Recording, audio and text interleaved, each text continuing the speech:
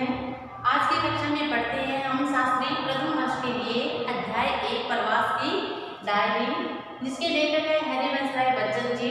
तो इसका कुछ भाग हमने पढ़ा है, 2 भाग है इसके पढ़ लिए हैं। आज तीसरा भाग पढ़ते हैं हम हरिवंश राय बच्चन जी की प्रवास की डायरी। जब वो लंदन गए थे, इंग्लैंड गए थे, अपने किसी अध्ययन के लिए, किसी शोध के लिए, किसी अन्वेषण के लिए गए थे, तो उस समय उन्होंने है वो डायरी लिखी थी। तो उसके कुछ पन्नों की बात है हम यहाँ आपकी कक्षा में करते हैं। शुक्रवार 15 अगस्त की बात करते हैं। शुक्रवार 15 अगस्त 52। सुबह उठकर तैयार हुआ, मैंने ब्रेकफास्ट लिया, रात की कविता की साफ प्रति बनाई। कविता लेखन किया था, उसके साफ साफ शब्दों में लिखते हैं उसे सुंदरता से। एक गीत ऐसा लिख पाऊँ को एक गीत ऐसा मैं गाऊं कर दिया है। तेजी को पत्र लिख रहा था कि दत्त आ गए, शाम को मजलिस के लिए निमंत्रण देंगे। शाम को जो मजलिस थी उसमें कविता पाठ करने के लिए है वो दत्त साहब है वो आ जाते हैं। मैंने तो जाने से इनकार कर दिया था, मजलिस वालों का व्यवहार मुझे अच्छा नहीं लगा था। मजलिस में जहाँ काव्य पाठ के लिए मुझे आमंत्रण देने के लिए आए थे, बुलाने के लिए आए थे, तो मैंने वहाँ जाने से मना कर दिया क्योंकि वहाँ के लोगों का व्यवहार मुझे ठीक नहीं लगा। आखिरी वक्त निमंत्रण कैसा सुना, एक सप्ताह से प्रोग्राम बन रहा था, तब तो मेरे लिए कोई जगह थी नहीं। तो कहते इसलिए व्यवहार अच्छा नहीं लगा कि एक हफ्ते से वहाँ प्रोग्राम बनना था, तो अब अंतिम समय आया, इस समय मुझे बुलाने के लिए आए हैं, तो ये उन्हें ठीक नहीं लगा। पर दत्त की जिद की स्वतंत्रता दिवस है, इसमें जरूर सम्मिलित होना चाहिए, इसलिए मैं मान गया था। दिन लाइब्रेरी में बीता, इरवोहन पढ़ने में। शाम को आकर है मैंने खाना खाया। 7:30 के करीब दत्त और इंद्रजीत आ गए। हम लोग स्वतंत्रता दिवस मनाने को मजलिस भवन में है वो जाते हैं। पाकिस्तानी एक नहीं, सुना कल पाकिस्तान का स्वाधीनता दिवस मनाया गया था। 14 अगस्त को हम सभी जानते हैं पाकिस्तान का स्वाधीनता दिवस मनाया जाता है, तो वहाँ पर पाकिस्तानी एक भी नहीं था। और ऐसा सुना था कि कल पाकिस्तान का स्वाधीनता दिवस मनाया गया था, उसमें हिंदुस्तानियों को निमंत्रित नहीं किया गया था। पाकिस्तान और हिंदुस्तान की भावी पीढ़ियाँ एक दूसरे के गले काटेंगी। अंग्रेज खुश होगा, इसलिए तो उसने देश विभाजन किया था। तो कहते जब वहाँ पर मनाया गया था, पाकिस्तान का स्वाधीनता मनाया गया था, तो हिंदुस्तानियों को आमंत्रण नहीं था। आज हिंदुस्तानियों का 15 अगस्त मनाया जा रहा है, तो पाकिस्तानी नहीं था। तो कहते हैं कि हिंदुस्तान की भावी पीढ़ियाँ वो एक दूसरे का गला काटेंगे। अंग्रेज है वो तो इससे खुश होंगे क्योंकि उन्होंने ही देश का विभाजन जो करवाया था। पहले जनगण मन गाया गया, राष्ट्रगान गाया गया, फिर महेश्वर दयाल दत्त और शिव कुमार के भाषण हुए। बाद को शीला शर्मा ने 2 गीत सुनाए। ये ईस्ट अफ्रीका है, आजकल लंदन में पढ़ रही है, कैम्ब्रिज में घूमने के लिए आई है। मिलन अपने साथ लाए थे। मीरा का एक भजन उन्होंने बहुत अच्छा गाया था। मुझे कुछ सुनाने को कहा गया तो मैंने इनकार कर दिया। पहले से कहना था काम मजलिस में कोई कायदे से नहीं होता।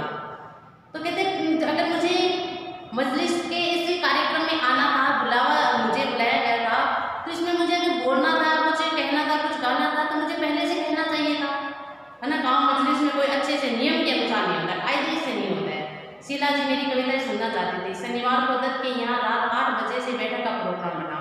रात को लौटकर क्रोचे के कुछ प्रश्न है वो पढ़े। क्रोचे लेखक है उनके। मंगलवार 2 सितंबर। अब आते हैं मंगलवार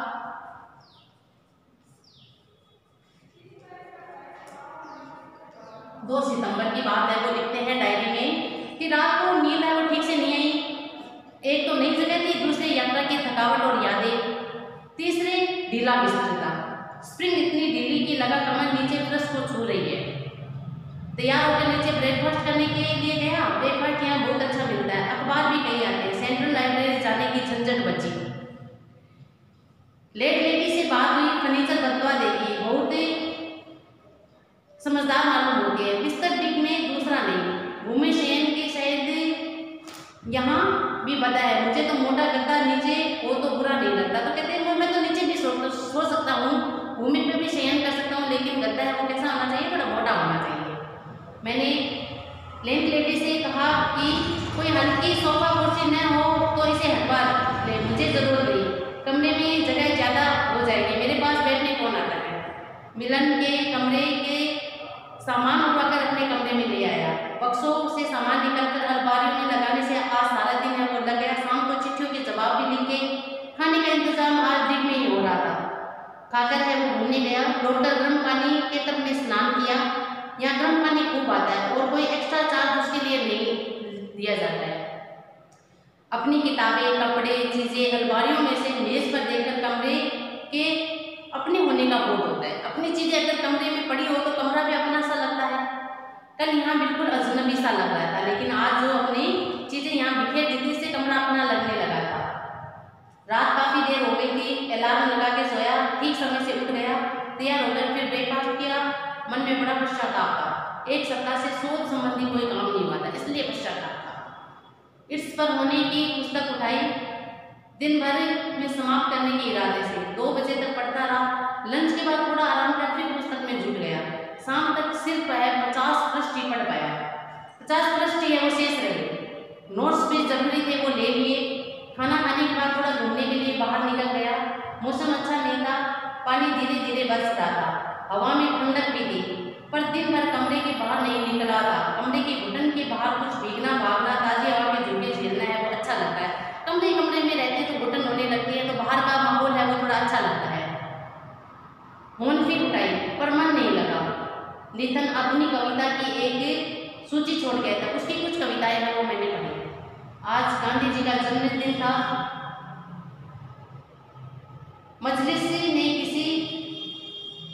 मजलिस ने किसी प्रकार का कार्यक्रम नहीं रखा। टैगोर सोसाइटी ने टैगोर का जन्मदिन मना दिया था। मजलिस भरी संस्था, सांझे की खेती। सोने से पहले मैंने सूत की माला और खादी के मूल से कुछ कविताएं हैं वो पढ़ी। 2 अक्टूबर की, 2 सितंबर की बात इन्होंने 2 अक्टूबर की बात की थी, 2 अक्टूबर गांधी दिवस की।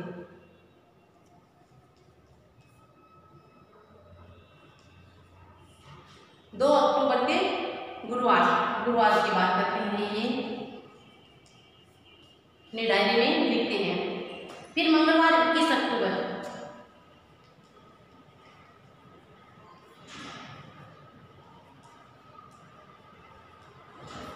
मंगलवार 21 अक्टूबर की बात है वो करते हैं। 10 से 11 तक प्रोफेसर लूकस के व्याख्यान में रहा। 10 बजे से लेकर 11 बजे तक उनका व्याख्यान अभी चल रहा है। प्री अप्रेंटिसशिप पर उनका व्याख्यान है वो अभी चल रहा है। 11 से 12 बजे तक का समय खाली थी। कैम्ब्रिज यूनिवर्सिटी प्रेस के प्रकाशन है वो देखता रहा। 12 से 1 बजे तक प्रोफेसर रिलैंड का व्याख्यान था। लंच के बाद है वो मैं लाइब्रेरी जाता हूँ। द लास्ट रोमांटिक पढ़ता रहा। लौटा तो आज सिर में बहुत दर्द होने लगा था। शायद ठंड की वजह से सर्दियाँ खूब पड़ने लगी थी। कुछ देर रेडियो पर भी सुना। फिर शनिवार 17 दिसंबर की बात करते हैं। शनिवार 17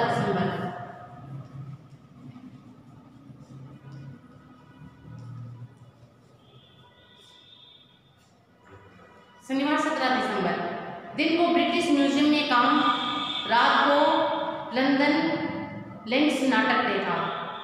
लाइव कॉमेडी, हल्का हास्य, आधा मजाक पल्ले नहीं पड़ा। तो कहते हैं कि नाटक देखा लेकिन उसमें आधा मजाक था वो पल्ले नहीं पड़ा। फिर रविवार 11 जनवरी की बात करते हैं। आज के दिन को मैंने केवल गीत का दिन बनाया। न कोई आज मुझसे मिलने आया था, न ही मैं किसी से मिलने गया। गीत साथ हो तो किसका साथ चाहिए। शनिवार को कैंप किनारे चित लेटा था। ऊपर आसमान में कई हंसों को सीधे पंक्ति में उड़े जाते देखा था। गर्दन सीधी खींचे, कूं ध्वनि करते, डेनों की गरिमा सी डुलाते। ऐसा लगा जैसे वे दिमाग पर कोई कविता लिखते चले गए। हंस बहुत ऊंचे नहीं उठता, कूं ध्वनि शायद उनके डेनों की। कल रात को कुछ लिखना चाहता था, पर मिस्टर न्यूटन ने नया बेड स्विच लगाया था। सोचा लेटे लेटे कुछ पढ़ूं। इसकी कविता उठा ली थी और पढ़ते पढ़ते किसी समय स्विच दबाई थी और सो गया था। झरने की सी ध्वनि जो आती है उसका रहस्य खुल गया। खिड़की की सीध में थोड़ी दूर पर केम नदी का लेवल फॉल यानी झरना है। लेवल फॉल झरना है। मैडम कौन इसका आती लेके अच्छा वीडियो बन रहा है। उसी की आवाज आती है। रात गहराने पर जो ध्वनियां बंद हो जाती है तभी लेवल फॉल से उठने वाली आवाज गूंजती है। बहुत अच्छी लगती है। लगता है जैसे उस ध्वनि से दिमाग पर पड़ी दिन भर की इकतीस ध्वनियां गूंज जाती है। यानी कि पास में जो डैम था उसके झरने से जो आवाज आ रही थी वो झरने की आवाज से है। वो दिन भर की जो कर्कश की ध्वनियां थी वो अपने आप मिट जाती है। कल रात को भी मधुर संगीत नींद सपनों के देश में होता रहा। हो सकता है साथ के कमरे वाली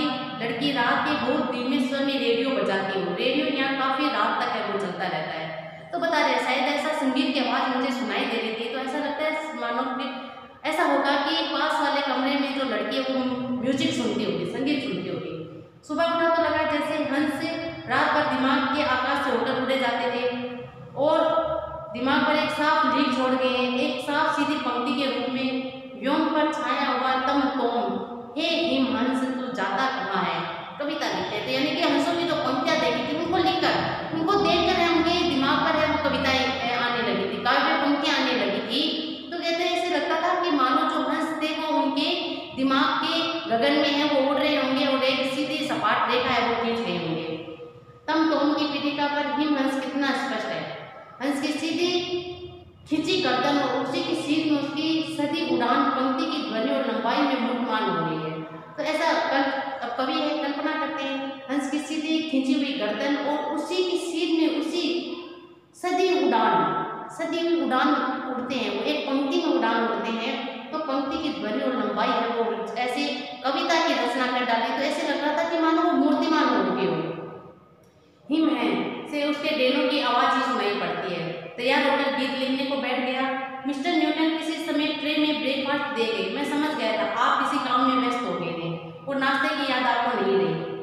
हंस से मेरा प्रश्न चल रहा था, मैं बिना उत्तर दिए उड़ा ही जा रहा था। नील कमल नील नीलम नभ निमंत्रण दे किसी को तो करे इनकार कैसे, आंख जिनके होने उनको चांद सूरज की किरण से प्यार कैसे, कविता लिखती है।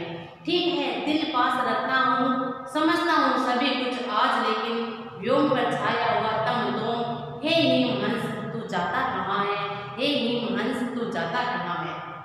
व्योम से तोम तक हंस का चोंच से पुष्प तक खिंचा शरीर, बीच में हिम की ध्वनि है वो निकालते हैं, ध्वनि करते देने। लंच का समय कब निकल गया मुझे पता नहीं। भूख लगी तो एक पिन्नी खा ली, दूध पी लिया और हंस से प्रश्न पूछता रहा। वह तो कुछ नहीं बोला पर मैं उसे अभियान की व्यर्थता उसे समझाता रहा। जागती संकेत करती जो गगन से एक पावक अंचला है, यानी कि बिजली। जनजनाती पायलें जिनके पगों की बादलों में चंचलता है, तू चला गर्दन बड़ा पश्चिम तरफ, पूर्व में मुस्कान उसकी। ध्वनि प्रतिध्वनि बिंब और प्रतिबिंब, अंबर व्यक्त बरमाता कहाँ है, व्योम पर छाया हुआ तम तोम हिम तू जाता कहाँ है। ध्वनि प्रतिध्वनि आदि से बिजली की चमक दमक, बादल की गरज गूंज प्रति छाई है। पश्चिम और पूर्व निजी संदर्भ का संकेत भी देते हैं, यानी कि अपनी कविताओं के द्वारा वो दिशाओं का ज्ञान भी दे रहे हैं। बिजली की चमक दमक की बात करते हैं, बादल की गरज की बात करते हैं। शाम को मिसेज न्यूटन ने दरवाजा खटखटाया और एक प्याला चाय और बिस्किट मेरी मेज पर रखे। आज दिन भर यूं ही कुर्सी पर बैठे रहे। मैंने उन्हें आंखों से धन्यवाद दिया पर बात हमने हंस से ही करता रहा। उसके प्रलोभन का रहस्य समझने का प्रयत्न है वो करता रहा। फिर काव्य पंक्तियां हैं वो कुछ पढ़ते हैं। रात को मिस्टर न्यूटन खाना खाने को बुला ले गए। पोलियो वाली लड़की भी खाने पड़ती। मिस मार्था वेलवेट की पोशाक में लंबा स्कर्ट पहनती है जिससे उसके पैर में लगा आयरन कंट्रैप्शन दिखाई न दे। काले कपड़ों पर सफेद मोतियों की माला उस पर खूब सज रही थी। प्रकृति ने उसके साथ कितना अन्याय किया है, उसे इतना सुंदर सुकुमार चार्मिंग बनाकर लंगड़ी बना दिया है। मार्था अपने जीवन की ट्रेजेडी के प्रति सचेत है, उसका दिल है वो दबा है पर ऊपर से मुस्कुराने का प्रयत्न करते हैं। जिस लड़की की बात कर रही है पैर में उसके चोट है, उसके वो आयरन कंट्रैप्शन है डली हुई है, तो बड़ी बहुत ही सुंदर है, लेकिन प्रकृति ने कितना धोखा किया है। उसका दिल दबा दबा सा रहता है लेकिन ऊपर से मुस्कुराती है, बहुत धीमे धीमे बोलती है, उसका स्वर बहुत सॉफ्ट है। उम्र 25 से कम होगी फिर भी वह स्वावलंबी होकर जीवन यापन करना चाहती है। मैं उसे देखकर उदास हो गया। कुछ अपनी अधूरी कविता के कारण भी मैं ऑफ मूड में था, कविता पूरी नहीं कर पाई थी, इस कारण से मूड भी अच्छा नहीं था। उसे देखकर और ज्यादा उदासी आ गई। वे लोग कुछ अन्यथा न समझे इसलिए मुझे कहना पड़ा कि मैं कविता लिख रहा हूँ जो पूरी नहीं हुई है, और जब तक वह पूरी नहीं होगी तब तक किसी बात में किसी काम में मेरा मन है वो नहीं लगता है। जल्दी खाना खत्म करके उनसे माफी मांगकर मैं अपने कमरे में चला आया। मार्था ने चलते समय का आपको जल्दी टेबल छोड़ने की अनुमति इसलिए दी जाती है कि जब आपकी कविता पूरी हो जाए तो हम लोगों को सुनाएं, जो अपने जीवन की सीमाएं बिना किसी शिकायत के स्वीकार करके जीने और मुस्कुराने के लिए संघर्ष करते हुए मेरे कितने अपने हैं।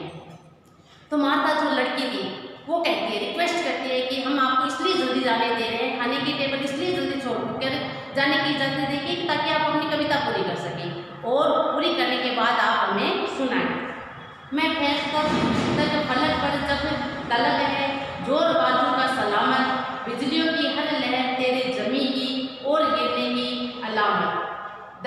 की दर्द स्वर की कद्र केवल एक धरती जानती है। लाख आकर्षित किसी को भी करे आकाश से अपनाता कहाँ है।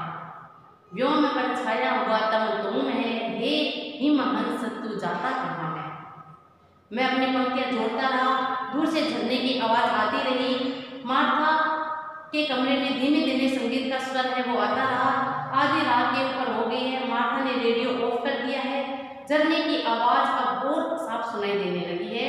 एक आंतरिक स्वर में मेरा गीत भी काम में गूंज रहा है। एक पंक्ति सबसे ऊपर उभर उठती है। दर्द पर की दर्द स्वर की कद्र केवल एक धरती जानती है। ये पंक्ति उनके जहन में बार बार आती रहती है और इसी के साथ वो अपनी डायरी को है वो पूर्ण करते हैं। तो ये हमने प्रवास की डायरी है उसका आज अंतिम भाग है वो पूर्ण किया है। उम्मीद करती हूँ आपको अच्छे से समझ में आया होगा। धन्यवाद। आज के लिए इतना ही। अगले चैप्टर के साथ फिर मिलेंगे। धन्यवाद।